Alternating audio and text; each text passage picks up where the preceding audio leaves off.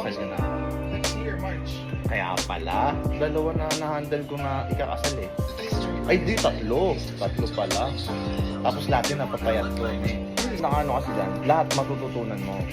Diet, workout, yung consistency. Talaga yung pinakamahirap, syempre, disiplina. Tsaka sa, hindi naman sa lahat kasi ng bagay, okay ka eh. Gusto mo mag-workout ngayon, yung parang ganon.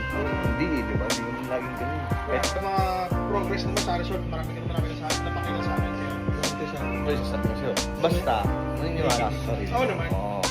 Kasi ako, guide lang naman ako eh. Oo. Habang tumatagal kasi yung progress ng workout mo, ng fitness journey, mahirap kasi siya talaga ng pahirap. Oo naman.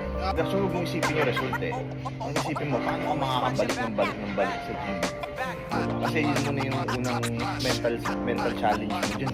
Tulad ko sa akin, ang mental challenge ko, parang okay naman yung ato ko, ang daming nagsasabi. Pero alam mo yun, sa isip ko, hindi pa talaga eh. Parang ganun lang din yun, di ba? Pwede yung Unli Wings. Kaso ang problema mo lang doon, medyo mataas yung calories kasi noon. O kunyari, binigay ko sa inyong dalawa, 2.5. O, nagkayayaan ng Unli Wings. Okay lang, sure. Nakatatlong kanin ka, sabihin natin yung 1 cup, 200 calories. So, naka 600 ka na ngayon.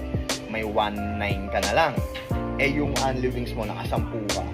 Eh, sa isang wings, sabihin na 200 yun. Kasama yung balat, kasama yung mantika, kasama yung laman, 200 na yun. May sauce pa. Diba? Sobra-sobra na yung pasok sa'yo. So, kasampu ka. Ilan yun?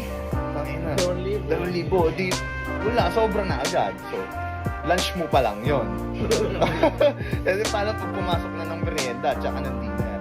Diba? Kaya lumalaki talaga. Kasi hindi aware sa kinakain. Kailangan mo lang maging aware, man. Hindi talaga ako